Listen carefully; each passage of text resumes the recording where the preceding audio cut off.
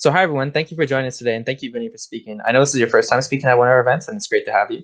So Vinnie Recile has over 20 years of financial management and executive leadership experience with proven performance in Fortune 500 companies, startups, and high-growth organizations. As a CFO, Vinnie has led several businesses through key capital raises to secure over 80 million in seed and growth capital investments for startup growth businesses, including SBA and private equity. She is CFO of the Year recipient, including recognition of outstanding achievement from the California Senate, and has obtained Certified Management Accountant designation, which is the most globally recognized accounting designation for over 100 years via the Institute of Certified Management Accountants. Thanks again for speaking today, Vinnie, and good luck with the presentation. Thank you. Thanks everybody for joining in today. How's everybody doing? Just hopefully everyone's doing well and off to a good start with the sessions. Want to thank everybody for joining this session. Some of you may or may not have been aware of what the topic was. I thought I would try to address something that is probably near and dear to all of us in the year of COVID and remote working, which is really, as you can see on the screen, talking a little bit about how we're going to lead teams in making remote work. I think we've probably been about a year into this now, and some of you may be further along with the organizations you're working with than others. Recognizing that a lot of this remote work is here to stay in some form or fashion, probably at least for a good portion of this year, if not ongoing with your organizations, depending upon the company you're with and their ability to pivot. So what I wanted to speak to you a little bit about today was how we, within our leadership function and our leadership roles, can make this a little easier for ourselves and then for the organizations that we are obviously working in a leadership function with. So hopefully that will, there's some pieces here that you may already be using and adopting and know about. There's some pieces that you may find be helpful to be able to learn. All right, so I want to start first with talking a little bit about which companies are basically working remote and why before COVID. So some of us obviously have moved into this realm out of necessity, but long before COVID had hit, there are many companies that were already remote. Some of you who are in the tech space or have been in the tech space will know that this is not a new concept for tech. Whether you're in Silicon Valley, I've worked with a lot of companies out of Silicon Valley, whether you're in Maple Valley, which is the Kitchener-Waterloo area, or broader, you know that a lot of these organizations you'll see on here work remotely and have built global remote teams. Why? In a lot of cases, the companies that have been sort of long tenured sort of remote teams obviously increased productivity. And for those of you who are shifted from the office to home in the last year, can probably attest to the fact, for better or for worse, you are probably working more because you don't have the commute, you don't have all those other pieces. So when you're at the desk, you're probably just pushing in through more hours. In some cases, there's more happiness because if you can get the balance figured out right and you weren't in a lockdown scenario, what you probably would find is the work-life balance can be pretty good, all things considered. And then outside of a pandemic environment, it would theoretically be less stressful. So a lot of the reasons that a lot of companies had chosen to go remote prior to COVID are solid reasons. Giving people work-life balance was a huge benefit. I know for me, I've worked remote probably now for almost a decade. So this is not new. There was not much of a pivot for me except having my children at home, which was a new thing. To have my entire main level of my house turn into an office, that was new. Short of that, the rest of it was pretty steady trooping for us. So I guess I'm not sure for all of you if you can speak to this, or we can even do some questions afterwards for those who want to drop it into the chat. But there is a cost savings and there is a productivity piece that comes with working remotely in the long run and outside of a pandemic environment, once you can sort of navigate the organization to get to that place. Throughout this presentation, I would encourage many of you, if you've got questions or if you have comments you want to add, please put it into the chat. Don't be shy. I generally like to have that sort of engagement, so feel free to put those in there and we can certainly work and address those as well. So quick question that's the obvious, how does remote work actually? Meaning we all get that we're working from home. We've transported our offices into our home environment now. But as you probably all have gathered in the last year, this doesn't miraculously happen. It's not like you just transport your office and you continue on as if nothing's changed. There are differences in how we have to work remotely with our planning, with the protocols that we have with regards to working, tasks, delegation, communication, and then there's a difference in tools that we're using that we probably traditionally may or may not have used. For some of you, if your organization is really forward in this area and you have leadership team that's really, really big on the usage of tools, platforms, and all those pieces, some of these may not be new for you, but for others, this might be a whole new world that you haven't that you had to engage in really by rapid fire. So just as a refresher, before remote work, this is generally how I know for me, leadership teams have been operating or teams have been operating. And then of course, moving into remote environments, it changes. So obviously before remote work, teams were in a meeting room. So we're all probably familiar if you've been in an office, you have your leadership meeting. What are you doing? You're jumping into the conference room. Everyone's moving into there. You're basically meeting with whatever agenda you have. You're disseminating work to your functional groups. And then people are sort of starting, right? There's email, there's messaging, there's sub meetings, there's delegation of tasks and so on and so forth, right? And then there's probably about 1 million emails as well. But then what happens, all of a sudden you're thrown and thrust into this environment where you have to work remotely, and what feels like something that was supposed to be short-lived is now, we're well into a year. I don't know of anyone else, but I don't hear the return to the office, at least for the forthcoming summer, if not fall as well, possibly next year. So what have we all had to do here? We've had to transition to this remote environment. And then as a CFO, you're sort of saying, all right, well, it doesn't impact my world entirely, because a lot of the financial systems that we're using, a lot of the financial operations and the leadership for us aren't moving, or maybe not changing drastically, unless those of you have to cut a check run within your organization, that would have changed.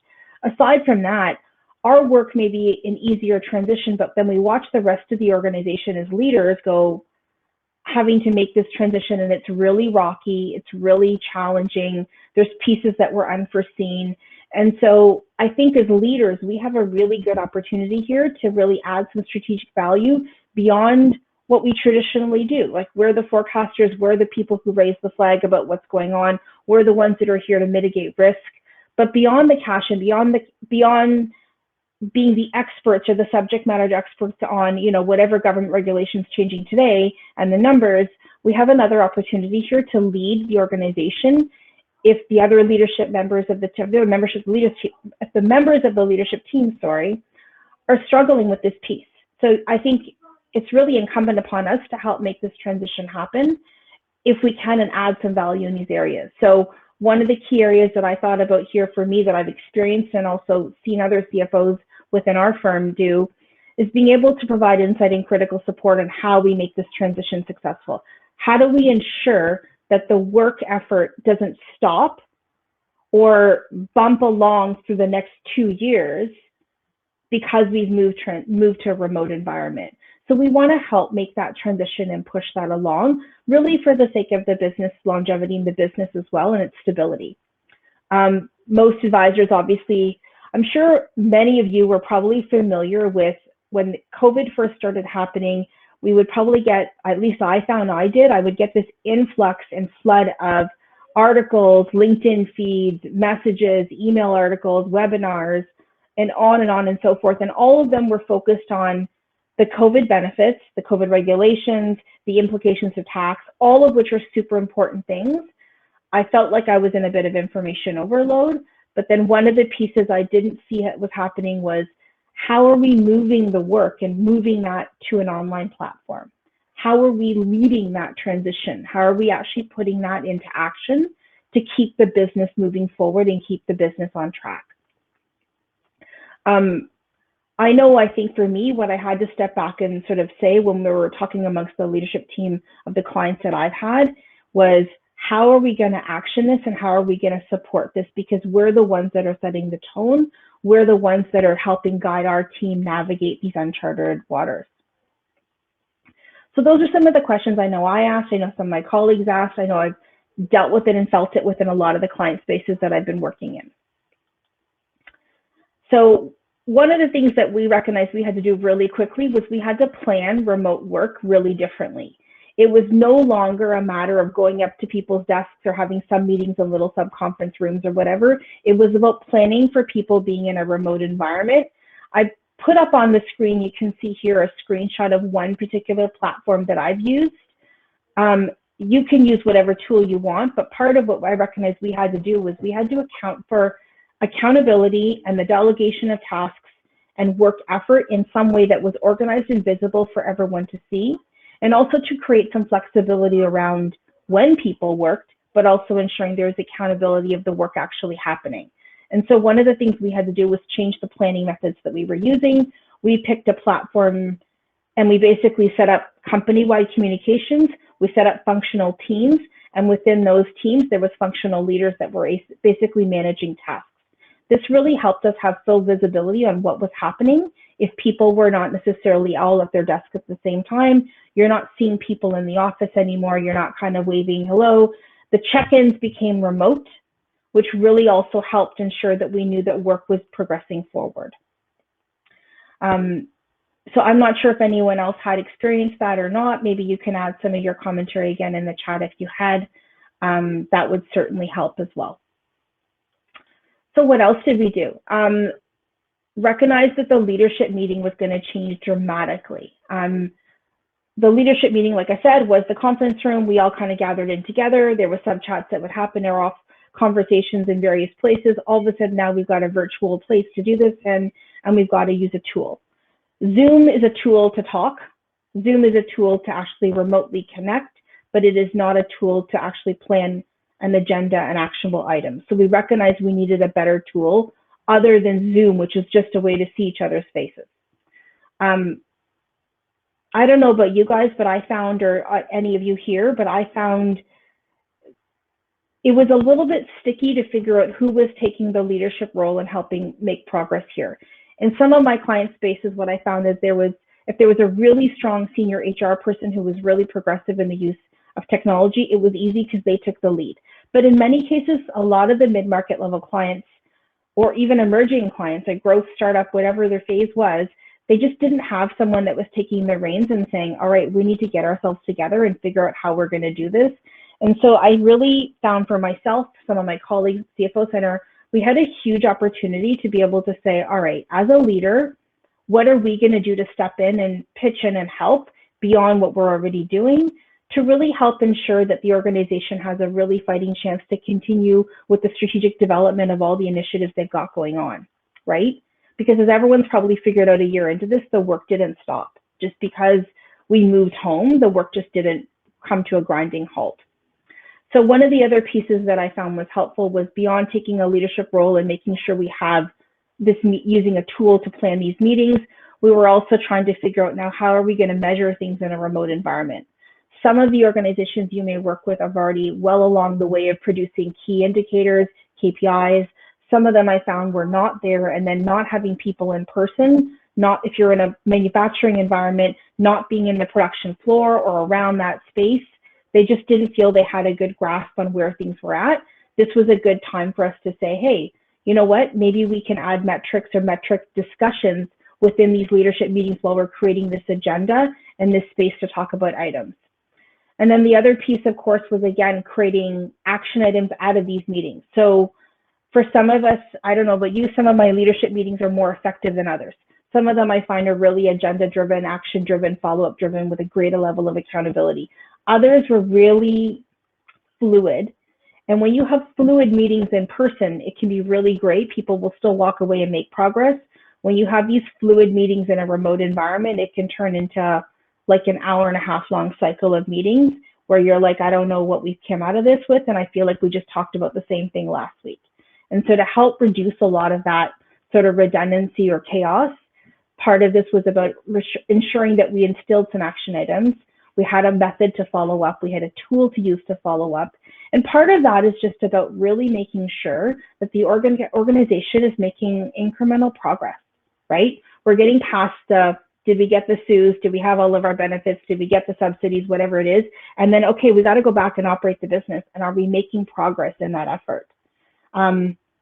This isn't an administrative task. And I think that's one thing I'd like to emphasize is there can be sort of a notion about, well, this is administrative stuff. Do we do this? I think anyone in the period of a pandemic that can step in a leadership role and suggest this, help develop it, support it, lead it, and even help get the team underneath you to delegate some of this out, you're providing value add and we're providing value add. And in chaos, we're the people that are there to bring the calm.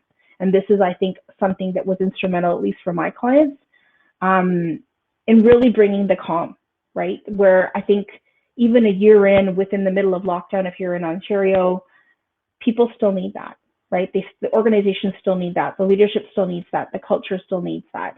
So this is one of the things that I know, for me, I found personally helped clients. And I know for my colleagues, it was sort of the same scenario. The other piece, and I don't know if anyone's noticed this, is I've noticed a real lack of protocols has created a lot of chaos. And so by that, I mean, I found for me, like this was really symbolic of my life, and it still is to some degree, but now it's a lot more organized. But when COVID first started in the first few months, a lot of my clients' communication looked like this jumble of, like, for those of you who use Slack, like the never-ending messages and the dings all day and all evening. And then people were like, oh, I can't get a hold of you here. Let me try texting you. And then you get into a group text scenario. And then they're like, oh, okay, you know what? Let's use Evernote. This is a cool tool for notes. Oh, and you know, I ran out of space. And then they're like, oh, let's try Asana. It's a project management tool. And then there's a bazillion updates. And then there's the emails. And then there's the Excel versions, you know, and on we went, right? So this is where I found I was literally spending a ton of time. And I wouldn't say it was all strategic or value add. It was really, for me, it was late nights of catch up on, let me get all this organized again for tomorrow for it to hit me again with a firing hose. And I don't think anybody wants to spend all their time here. I don't know that it's all value add. I don't think we're really actually digesting all the information we're getting. We're just getting pummeled with information. And so quantity is not about quality. And so this is where, even for me, I recognize quickly, like we need some communication protocols and some rules around this because we're just getting bombarded, right? I know when I spoke to other CFOs and other colleagues, a lot of them were experiencing the same thing. And in some cases, we're still left here, like months and months later, still in this vicious cycle of just getting bombarded with messages. And so this is where communication protocols really, really become critical to help reduce the chaos of this and the redundancy of it.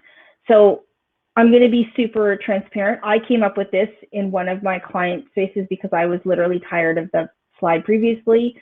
I got really, really fed up one night and was like, I've had enough. Like, I can't keep doing hundreds of messages a day and responding to people. So I'm like, we need some protocols, like enough.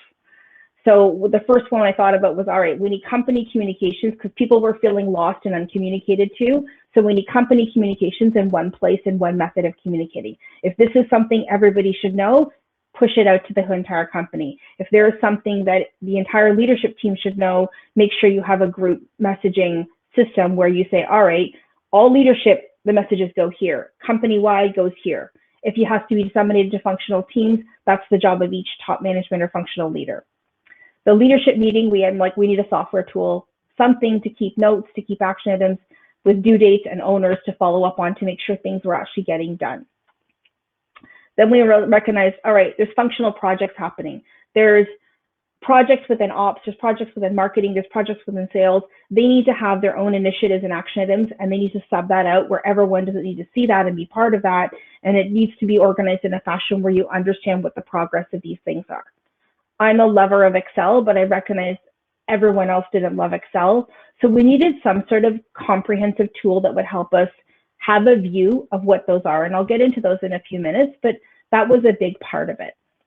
And then we needed a place to have to-do items so that people we knew, and people were working flexible hours, people had children at home, we had to account for that, but still have accountability. And one of the best ways was to ensure that we had some tool to track tasks and task progress and communication to ensure that we were moving the work forward. And then the last thing was conversations. Where do short conversations go? I don't know if any of you have seen, but I know I've been sort of guilty of being involved and engaged with an email thread that turns into like 42 threads later. And then you come back from lunch or like a snack or a coffee or something, and 20 minutes have passed and you have 42 emails on the same subject matter. And you're thinking, why didn't you all have a meeting? Why didn't you use a tool? I now have to clear my box, and do I have to read all 42 of these? Does it even pertain to me? Et cetera, et cetera. So protocols really made a big difference, at least for me. I found in several of the client spaces I worked in, because it really simplified for myself and for many of the other leaders.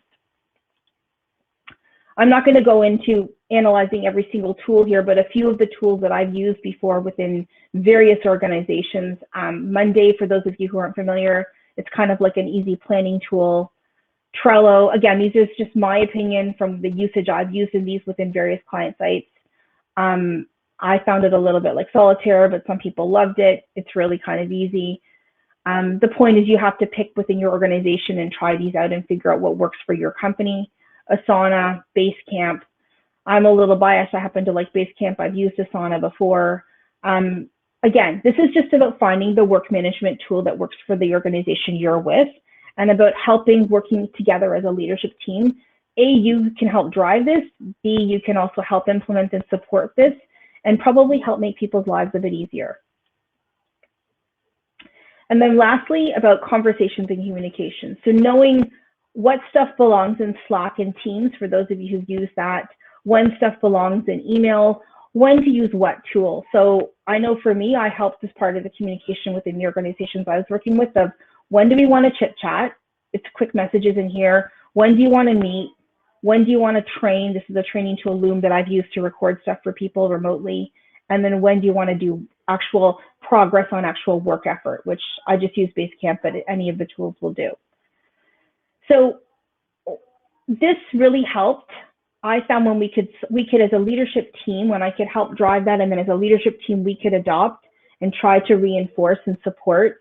This really helped clear up the clutter and the chaos of where things belonged, how efficiently people working, how many hours they were spending on honestly communication and these pieces versus the actual work effort. And I found it helped calm people down because they knew what to do, they knew where updates were, they didn't feel guilty if they had to step up and take lunch or dinner or, you know, do something that was outside of their desk.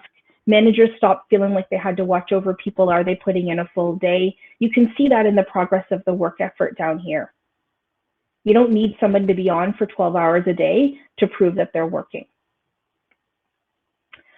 So those are just some of the pieces that I know for me helped, and I know for other organizations as well amongst my colleagues that certainly helped. I'll just take a few minutes and go through some best and worst practices that I found. I found a lot of this worked if the leadership team set the tone properly. So sometimes as CFOs, we tend to be people viewed as the organizers of, the key organizing people.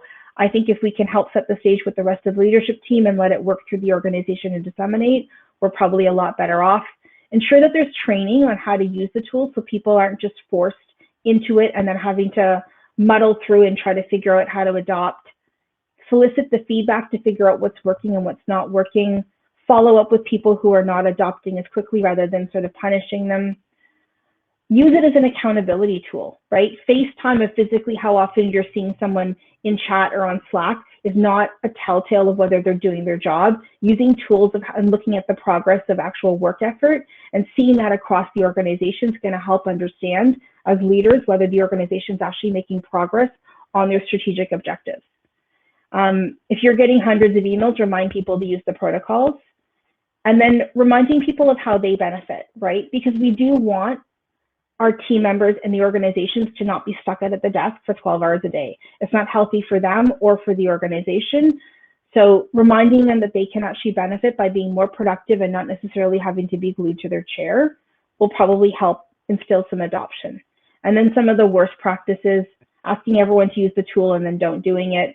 I'm not a fan of the one thread at a time emails where literally someone responds, and then literally I go to get a coffee and come back and there's 42 messages. Not using the tool yourself, no little communication about what tool to use for what, no protocols, not setting due dates or action items, picking the most difficult tool, expecting instant adoption. Like this is all unrealistic stuff, right? And this is a surefire way to make it not work. So obviously we want to avoid these and try to adopt the best practices that we have here. And then just a key reminder, like, you know what, it is chaotic. It is crazy right now. We're a year into this and we're still going. And I think what we have to recognize is part of the keys to us ensuring as financial leaders that we help the organization reach their objectives, even through these tumultuous times, recognizing that part of that is the culture, part of that is how people are working, part of that is the calm that we can create, and recognizing that there's maybe not a direct measurement, but that there is an impact by how people work to the results that we're all going to see and be able to measure. And then I think I'm really just reiterating the importance of our role, right? We're here to report on the results. We're here to drive, provide financial management and governance and leadership, but also we have an impact on shaping how the results can be made to happen. Obviously, if we're seeing problems before they're occurring, but this is also a problem that's got a direct causal effect on the results. So us pointing out the fact that communication doesn't work after it's not working is probably not the best solution. And then helping leaders to find better ways of doing things, right? If we see this as a chronic problem in the organization, step in and do something about it. I mean, we can complain about it for another 6 months, or we can actually try to instill some change by making recommendations, trying to instill the leadership to adopt it, trying to drive that change, because it is going to just make the organization better overall and probably lead to our jobs being just a touch easier. So I think our half an hour is coming to a little bit of a close in the next 4 minutes. What I'd like to do is just push it over to questions if there are any questions. Alex, I don't know if you want to pop in if there's questions that you're seeing here come through from anybody. Okay. Any other things that anyone wants to add in the chat or anywhere else with questions? Anybody? Hi, Vinnie. Can you hear me okay? Yeah. Hi. Yeah. So I don't see any questions in chat yet, unfortunately. Oh, here we go. So there's one from Kimberly Stevens. She asks, "How have you dealt with employee engagement?" In terms of, so the first thing we did was, in several organizations that I've done this, help and support this, one of the things we certainly did was we built a plan. If you have HR, an HR department, that's a good start, to work with HR about building a plan on communicating, and then really making sure that the leadership all sort of bought in, and there was a communication strategy that was built around training, the tool choice, how we're going to adopt it, and then ensuring the functional leaders, it was disseminated to them to ensure that there's ongoing adoption. It's not like 1 week we're going to do it and forget about it. The key piece here was us really emphasizing the importance of, look, this is here to help you make progress and to give employees flexibility and not to monitor you morning, noon, and night. I think if you can sell that and you can pitch it from that direction, I think what would often help is people see the benefit of, hey, I can take a half an hour to do something else, and it's not going to be like I'm going to be over scrutinized because I'm doing my work.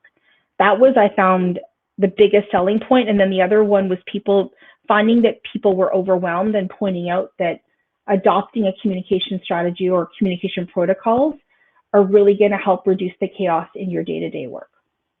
Those are the two biggest pieces I found that got adoption and dealt with engagement. People saw the benefit. And then also us leading by example, right?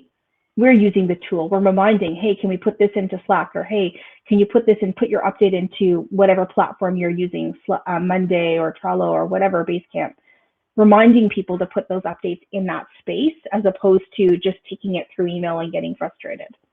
Those are the two biggest levers I found were helpful.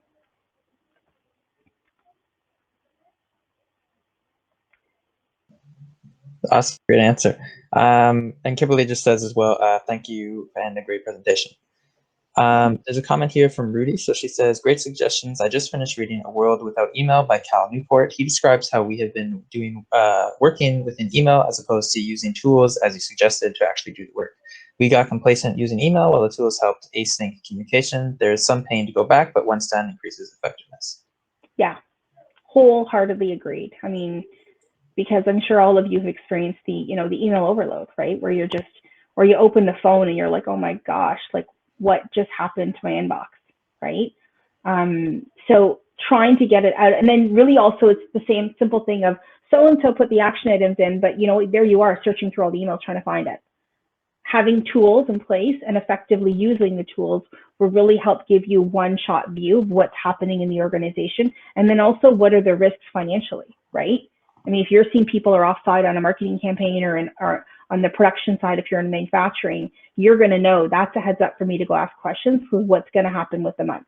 where are we at with the quarter? What is the financial impact of such and such happening? So yeah, all good pieces.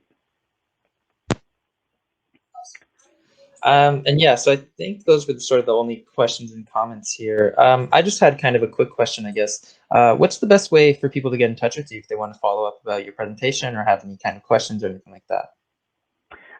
Sure. You know what? I made it pretty small in here, but my email address is here as well. If anyone wants to take that down, I'm also on LinkedIn. Feel free to reach out to me through LinkedIn. You can just look up my name.